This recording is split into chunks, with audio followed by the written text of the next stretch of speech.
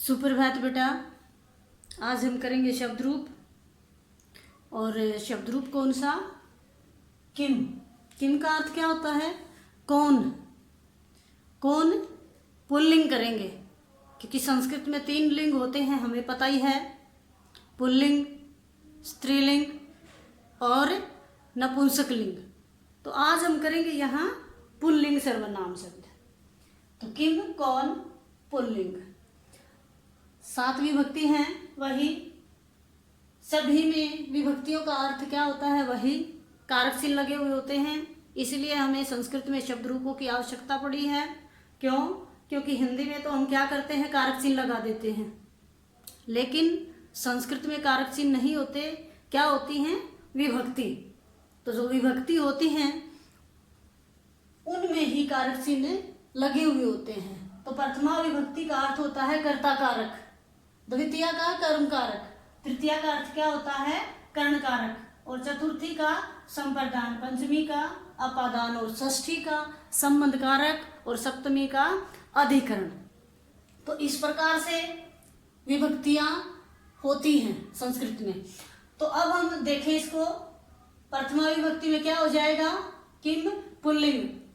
फिर से मैं बता रही हूँ बेटा, ये सिर्फ और सिर्फ किम पुल्लिंग शब्द रूप है। 3 लिंग होते हैं, अभी बताया। 3 ही क्या होते हैं? वचन होते हैं संस्कृत में। 3 लिंग होते हैं और 3 वचन होते हैं। तो एक वचन, द्विवचन, बहुवचन। प्रथमा में हो जाएगा कह, कऊ, के। तो इसके प्रथमा के साथ कर्ता कारक ने विभक्ति लगेगी। तो किसने?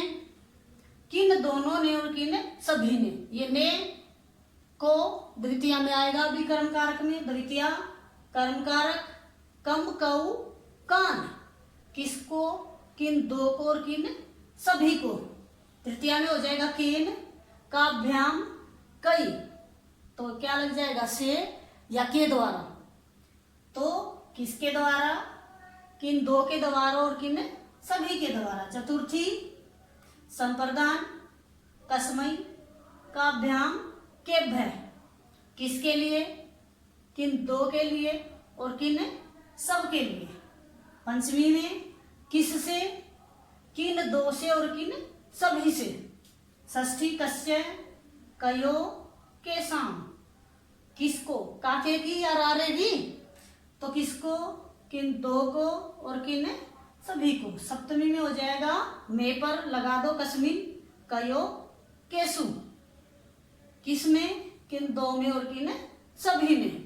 इस प्रकार से जो कारक चिन्ह हैं उनका क्या करती है ये सारी की सारी विभक्ति। और वचन, एक वचन, द्विवचन, बहुवचन। तो हम ऐसे याद करेंगे। प्रथमा विभक्ति कै, कऊ, के। द्वितीय विभक्ति कम, कऊ, कान। और तृतीय केन का अभ्याम कई। चतुर्थी में हो जाएगा कस्मई का अभ्याम के भय।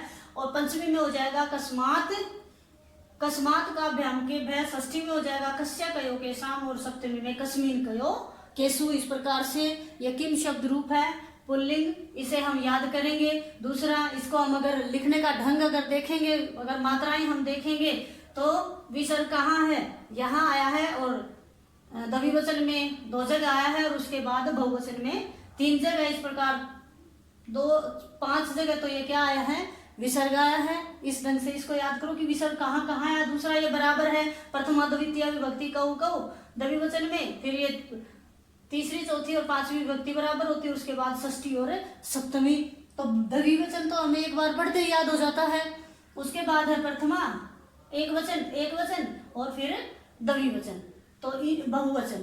तो इनको याद करना इतना मुश्किल नहीं होता है अगर आप ढंग से इनकी मात्राएं देखोगे और ढंग से साथ ही साथ विसर्ग अलग को देखते हुए याद करोगे, तो याद करना इतना मुश्किल नहीं होता है। 5 मिनट में ही बेटा ये याद हो जाएगा। और ये कारक चिन्ह आपको पता ही है, अगर कहीं लिखा हुआ आपको दिख जाए तो काभ्याम, उसका अर्थ क्या होगा कि या तो क्या है, ये पक्का भ्याम या तो पंचमी का है, या चतुर्थी का है, या तृतीय का है। जो भी हमारा वाक्य होता है उसके अनुसार ही उसका हम हिंदी अनुवाद ले लेते हैं। अगर कहीं केन लिखा हुआ है तो उसका अर्थ है के द्वारा। पाठ में कहीं भी केन आता है तो उसका अर्थ होता है के द्वारा। कस्मई तो किसके लिए, इसका अर्थ क्या हो जाएगा?